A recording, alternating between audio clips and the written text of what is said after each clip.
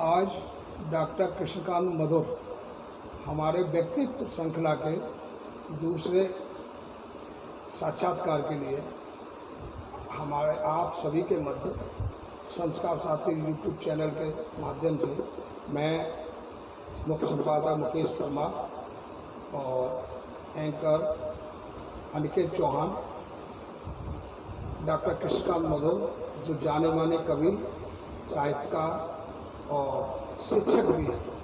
शिक्षक होने के नाते मैं इसलिए कि शिक्षक दिवस का अवसर है, इसलिए मैं उनके साक्षात्कार के लिए ये एक महत्वपूर्ण अवसर समझता हूँ। तो आप सब लोगों के समक्ष डॉक्टर कृष्णकांत मधुर जी बहुत प्रतिभाशाली व्यक्तित्व है इनका। ये साहित्यकार, कवि, शिक्षक होने के साथ साथ एक बहुत अच्छे इंसान हैं, सहज, सरल और मृदुभाषी हैं और इनके कई पुस्तकें आ चुकी हैं। अब तकरीबन 5 वर्षों में संस्कार शास्त्र पत्रिका के साहित्य संपादक के रूप में हमारे साथ जिम्मेदारी निभा रहे हैं, हमारा साथ दे रहे हैं और अपनी महत्वपूर्ण भूमिका निभा रहे हैं सनातन संस्कारों के संवाहन में। तो मैं इनका दिल से धन्यवाद करता हूँ और आज मैंने इनका संस्कार शास्त्री के जो यूट्यूब चैनल के व्यक्तित्व के रूप में इनको चुना है। तो आपसे जो बात करते हैं, तो डॉक्टर साहब, हमारा सबसे पहला प्रश्न है कि आप एक शिक्षक के तौर पर आप एक सरकारी जो प्रतिभा विद्यालय है उसके आप प्रिंसिपल हैं और आपके साथ छोटे छोटे बच्चों को पढ़ाने का दायित्व रहता है। उनको शिक्षा के साथ संस्कारों को देने की आवश्यकता भी आज के वर्तमान परिप्रेक्ष्य में बहुत ज़रूरी है। तो मैं सोचता हूँ कि शिक्षक के रूप में आप अपने इस दायित्व का निर्वहन किस तरह से करते हैं? शिक्षा व्यवस्था किसी भी देश के विकास की और देश के विन्यास की मूल कड़ी है। शिक्षक की जिम्मेदारी होती है कि वो अपने शिष्यों में संस्कार दे, ज्ञान दे और राष्ट्रभक्ति के बारे में समझाए। उसी दिशा में काम करते हुए 25 वर्ष में शिक्षक रहा हूँ। आजकल प्रधानाचार्य का कार्यभार संभाल रहा हूँ। जिम्मेदारी हमारी यही होती है कि हम बच्चों को अच्छे संस्कार दें। संस्कार सारथी परिवार का धन्यवाद करता हूँ कि उन्होंने मुझे व्यक्तित्व के रूप में आज स्वीकार किया। इसी क्रम में अगला है कि मुझे लगता है, मैंने कई बार देखा भी आपको, कि आप छोटे छोटे बच्चों को शिक्षा का जो दायित्व निभाना होता है वो बहुत बड़ी जिम्मेदारी होती है। बड़े बच्चों को तो बेहतर आप तरीके से समझा सकते हैं, लेकिन छोटे बच्चों को शिक्षा देना, उसके साथ संस्कार देना, ये बड़ी महत्वपूर्ण भूमिका है। देखिए परमार, को कैसे आप निभाते हैं? देखिए परमार जी, मेरा एक नज़रिया है, कोई भी व्यक्ति सारी दुनिया को 2 आँखों से देखता है जी जी, और सारी दुनिया उस व्यक्ति को करोड़ों आँखों से देखती है। बहुत अच्छा। जब एक शिक्षक अपनी कक्षा में जाता है तो उसके जो 40 बच्चे क्लास में बैठे होते हैं, उनकी 80 आँखें शिक्षक की एक्टिविटीज़ को देखती हैं और उसके हर कदम से कुछ न कुछ बच्चे सीखते हैं।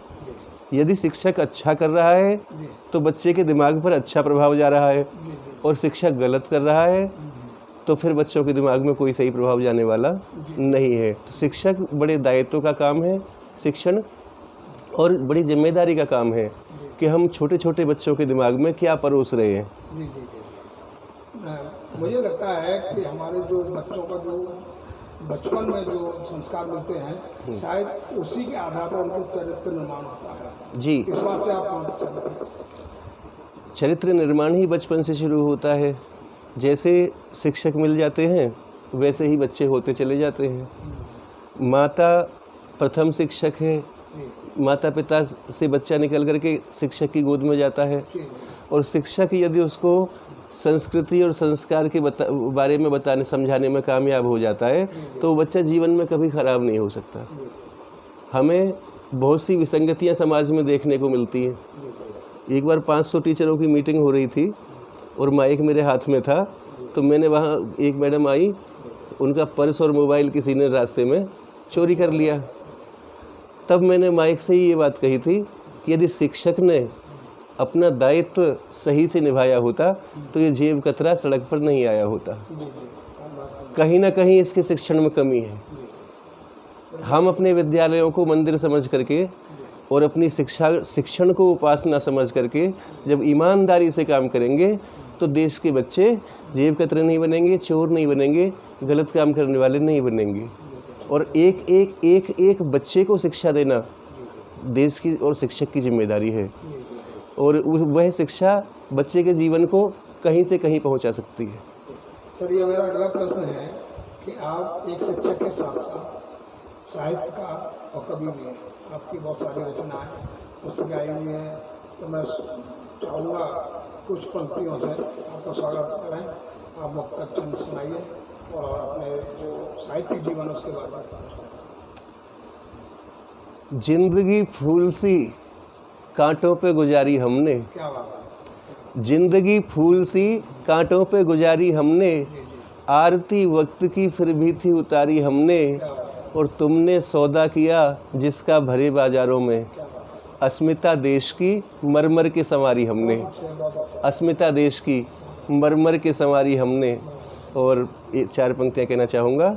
हिंदुओं के मंदिरों में शंख बजते हैं भोर, मस्जिदों में गूंजती आवाज़ें हैं अजान की, गुरुद्वारे गिरजा निकालते हैं शांति राग, सारी स्वर धारा है हमारी पहचान की, एकता अखंडता का पालक तिरंगा ध्वज, पंक्ति पंक्ति मंत्र है सुरीले राष्ट्रगान की, प्रेम के अहिंसा के सुमन खिलते हैं जहाँ, ऐसी रचना है मेरे भारत महान की, ऐसी रचना है मेरे भारत महान की।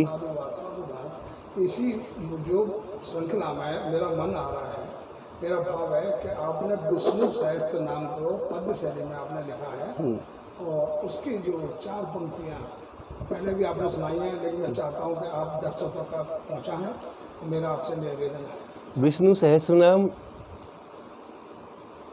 भीष्म पितामह और युधिष्ठिर की वार्ता है। जब भीष्म पितामह सरसैया पर लेटे हुए हैं तो भगवान कृष्ण ने अर्जुन युधिष्ठिर को कहा कि युधिष्ठिर तुम्हें राजा बनना है और राजकाज के बारे में कुछ जानकारी पितामह से प्राप्त कर लो। तो युधिष्ठिर ने भीष्म पितामह से अनेक प्रश्न किए। उनमें एक प्रश्न था कि पितामह, इस संसार में लोगों के पास दुख ही दुख है, कोई किसी दुख से दुखी है, कोई किसी दुख से दुखी है, मुझे कुछ ऐसा रास्ता बताओ कि ये दुख जो है जीवन में व्याप्त ना हो। तो भीष्म पितामह ने कहा कि मैं तुम्हें भगवान नारायण के 1000 नाम बताता हूँ, और जो इनको गाएगा उसके जीवन में दुख नहीं आएगा। बस ये बात मुझे क्लिक कर गई, और मैंने वो 1000 नाम संस्कृत साहित्य में से निकाल के, महाभारत में से, और अपनी डायरी में ले लिए। और तब मैंने लिखा, ओम सच्चिदानंद स्वरूपा, आद्यक्षर अत्यंत अनूपा, प्रथम नमन कर प्रभु ओंकारा, मधुर सहज निज भाव संवारा, विश्वम प्रथम नाम जग स्वामी, विश्वरूप हरि अंतर्यामी, तिनको नमन करूं धरि ध्याना, मानस परमानंद समाना, विष्णु नाम सुखदायक शुभदायक वरधाम, ऐसे पावन नाम को बारंबार प्रणाम, जगत प्रभु जगदीश्वर की जय। तो ये 1000 नामों पर मेरा काम है, और इसकी विशेषता ये है किताब की कि यदि पहला शब्द आप यहाँ से उठाना शुरू करेंगे हर चौपाई दोहे का, तो संस्कृत वाला विष्णु सहस्रनाम बन जाएगा। क्या बात है। अच्छा, पहले अक्षर से जी। संस्कृत वाला विष्णु सहस्रनाम। विश्वम विष्णु वशटकारः भूत भव्य भगवत प्रभु, भूतकृत भूत भृत भावः, भूतात्मा भूत भावनः। एक श्लोक में 9 नाम है। बहुत अच्छा है। वही 9 के 9 को अलग करके एक चौपाई में गाया है। ये हम धन्य हो गए, हमने प्रभु चर्चा के साथ इस बात में शुरू की और आपने इसका उल्लेख किया, तो ये हमारे लिए बड़े अच्छी बात है। और मैं इसी में एक बात और लेना चाहूँगा कि आपने हमारी संस्कार साथी पत्रिका के लिए भगवान विष्णु के 24 अवतार, उसके बारे में थोड़ा उल्लेख करें। भगवान विष्णु के 24 अवतारों के बारे में आपने 24 अंकों में लगातार छापा। 2-2 पृष्ठ में मैंने बहुत सूक्ष्म में, नारायण के तो अवतारों की कथा जो है बड़ी लंबी होती है, ग्रंथ बने हुए हैं। अब उनको 2 पेज में समेटना पूरी कथा को, काम बड़ा दुष्कर था, कठिन था। लेकिन मैंने किया और आपकी पत्रिका ने, संस्कार सारथी ने छापा, इसके लिए आपका धन्यवाद। हम आपका भी ज़्यादा धन्यवाद करते हैं कि आपने इस कार्य में हमारा सहयोग किया। और हमारा ये स्वप्न था कि हम संस्कार सारथी पत्रिका के माध्यम से उन श्रोताओं पाठकों तक वो चीज़ पहुँचाएँ कि किस तरह से प्रभु ने लीलाएँ की और उनका उद्देश्य क्या था, प्रसंग क्या थे। हर परिस्थितियों में कहीं ना कहीं हर अवतार में हमको शिक्षा मिलती है, संदेश मिलता है और जीवन शैली की उत्तम शैली, जीवन जीने की उत्तम शैली का जिसमें हमें मार्ग मिलता है। इसलिए आपका धन्यवाद। चलिए रोक लो। मालूम हुआ कि कोरोना काल में आपने बहुत बड़े पैमाने पर अपने विद्यालय से जो भूखे लोगों के लिए भोजन की व्यवस्था में उत्तम कार्य किया और उसका मैं आपका हृदय से आभार व्यक्त करता हूँ। लोगों के भूखे प्यासे लोगों के उत्थान के लिए, उसके भोजन की व्यवस्था के लिए, जो खाद्य सामग्री वितरण में भी और पके हुए भोजन बनाने में भी आपने जो महत्वपूर्ण भूमिका निभाई उसका उल्लेख किया। 3000 लोगों को प्रतिदिन पका हुआ भोजन और 1000 लोगों को गेहूं चावल सूखा राशन मेरे विद्यालय से वितरित हुआ है और मैंने खड़े होकर वितरण करवाया है। 12 घंटे ड्यूटी की है प्रतिदिन, बिना किसी इतवार को देखे, बिना किसी गजेटेड हॉलीडे को देखे, रोज़ाना स्कूल जाना और सभी लोगों को लाइन में लगा करके सोशल डिस्टेंसिंग के साथ जो कोरोना काल की नियमों का पालन करते हुए सभी मास्क लगा के आएंगे, इतनी दूरी पर खड़े होंगे और इस तरह से अपना अपना भोजन लेके और शांति के साथ अपने घर चले जाएंगे। उसमें कहीं भी सोशल डिस्टेंसिंग को नहीं तोड़ा गया। लगातार मतलब 3 महीने तक लगातार, संडे भी बिना किसी छुट्टी के। बहुत महत्वपूर्ण बात है। आप धन्यवाद के पात्र हैं कि और आपने एक कोरोना योद्धा का कार्य किया है और आप प्रभु से प्रार्थना करेंगे कि इंशाअल्लाह आपके हमेशा मार्गदर्शन करते रहे, अच्छे कार्यों के लिए प्रेरणा देता है।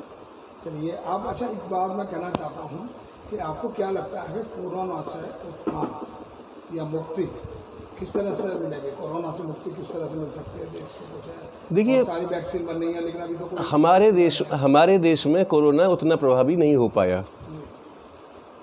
रोकने के उपाय जो बताए गए, सरकार के द्वारा गाइडलाइंस जारी करी गई, उन गाइडलाइंस को लोगों ने फॉलो किया, क्वारंटीन रहे, घरों में रहे और ठीक है। कुछ परसेंट डेथ रेट हुआ है यहाँ पर, लेकिन जो दूसरे देशों में हुआ है मृत्यु दर उससे बहुत कम हुआ है। लेकिन अब तो वर्तमान परिस्थितियों में बढ़ रहा है, अब आकर के बढ़ रहा है। आज के ही 90,000 से ऊपर केस है और ये क्या लगता है? अब इसके साथ जीने का अभ्यास डालना होगा, इसके साथ जीने का अभ्यास डालना होगा और हमें दूरी बना करके रहना होगा और सैनिटेशन, मास्क और सब चीज़ों का पालन करना होगा।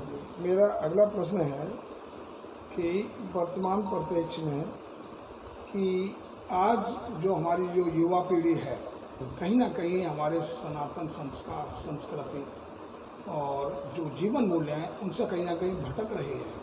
तो मेरा उद्देश्य ये है कि किस तरह से हम अपने पूर्वजों के सनातन संस्कारों का सम्मान वर्तमान पीढ़ी द्वारा भावी पीढ़ी तक कैसे पहुंचाएं ताकि हमारी जो पीढ़ी है हमारे जो विरासत संस्कारों से संचित हो और हम उसके लिए किस माध्यम से, किस तरह से, क्या योजना का है जिससे लोग संस्कारित हों युवा? देखिए परमार जी, राम कृष्ण, गौतम नानक और इतने महापुरुषों की ये धरती, लाखों वर्ष से हम एक संस्कृति जी रहे हैं। चक्रवर्ती सम्राट का ताज हमारे सिर पर रहा है।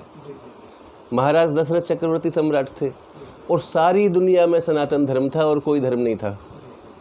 ये जो कल परसों पैदा हुए हैं ये खड़े होकर के हमें उंगली दिखाएंगे कि वो हमारा धर्म कमजोर है। हमारा सनातन है। इनके दादे परदादे, उनके दादे कौन थे? सब सनातन संस्कृति के माने थे। एको देवः सर्वभूतेषु गूढ़ः सर्वव्यापी सर्वभूतांतरात्मा का संदेश गीता में देने वाले हैं हम। और हमें कमज़ोर बताया जाता है कि हमारे धर्म में जो है वो खामियां निकाल के दिखाई जाती हैं। तुम्हारे जो पिद्दी से धर्म है वो हमें बताएंगे जो हम लाखों साल पुरानी संस्कृति है। इस संदर्भ में एक बात मुझे भी लगती है, शायद आप इससे भी सहमत हों, कि हमारे यहाँ श्रीमद् भगवद गीता में दोनों बातें कही हैं कि धर्म के लिए अहिंसा की बात कही है, सर्वभूत हिते रता।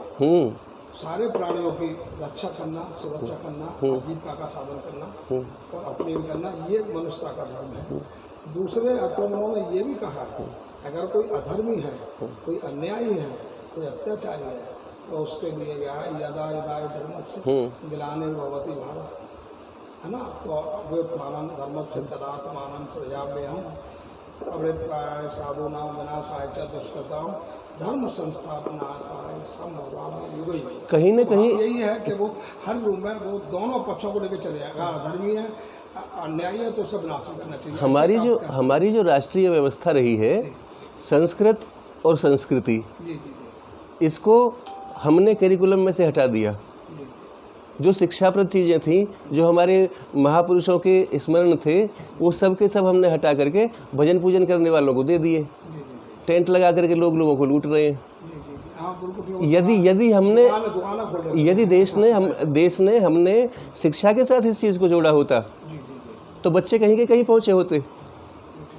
कहीं ना कहीं ये मन में टीस उठती है कि महाराणा प्रताप, पृथ्वीराज चौहान, सम्राट अशोक, विक्रमादित्य, हर्षवर्धन, बड़े बड़े सम्राटों के नाम हटा करके और हम क्या परोसना चाह रहे हैं शिक्षा के लिए। तो यही तो हमारी संस्कृति का आधार बिंदु है। ये महापुरुष है, हमारे अवतार है, यही हमारी संस्कृति का मूल है। ये जो हजार 2,000 साल पहले धर्म बना के बैठ गए, ये बहुत बड़े ठेकेदार हो गए। हमारी संस्कृति की और ज्ञान की असीम जो संभावनाएं हैं, उनको ब्रेक मार करके, उनको रोक करके और नए तरह का ज्ञान परोसना शुरू कर दिया आप लोगों ने। चलिए, अब से मैं सहमत हूँ और मैं इसमें इसी श्रृंखला में एक प्रश्न और रखता हूँ आपके सामने कि संस्कार सारथी यूट्यूब चैनल के माध्यम से आप हमारे विरासत संस्कारों का सम्मान, पुनः वही बात दोहराऊँगा कि इस बात किस तरह से हम ऐसा क्या व्यवस्था बनाएं कि हम अपनी भावी पीढ़ी को अपने पूर्वजों के संस्कारों से संपन्न कर पाएँ, संचित कर पाएँ। देखो, नई शिक्षा नीति की व्यवस्था हो चुकी है और उसमें इन सारी बातों का ध्यान रखा गया है और वो मुझे बहुत अच्छी लगी। और अगर वो व्यवस्था लागू हो जाती है तो देश के लिए बहुत हितकर होगा, देश के समाज के लिए बहुत हितकर होगा, हमारी संस्कृति के लिए बहुत हितकर होगा। नई शिक्षा नीति पर किसी और दिन चर्चा करेंगे। जी जी जी जी नहीं, ठीक बात है। चलिए, आपका मैं आज के इस साक्षात्कार के लिए हृदय से धन्यवाद करता हूँ और आपका मैं अभिनंदन करता हूँ कि आपने हमें इतना समय दिया, बहुत मूल्यवान समय दिया, उसके लिए आपका दिल से धन्यवाद करते हैं। बहुत धन्यवाद संस्कार सारथी परिवार। मैं तो आपको आपके परिवार का ही सदस्य मानता हूँ अपने आप को। बिल्कुल है, आपसे और भी जिम्मेदारियों का निर्वहन करवाएंगे, साथ में चलेंगे और आपके विचारों से आपका हम मार्गदर्शन देंगे और लोगों तक पहुँचाएंगे। ठीक, धन्यवाद।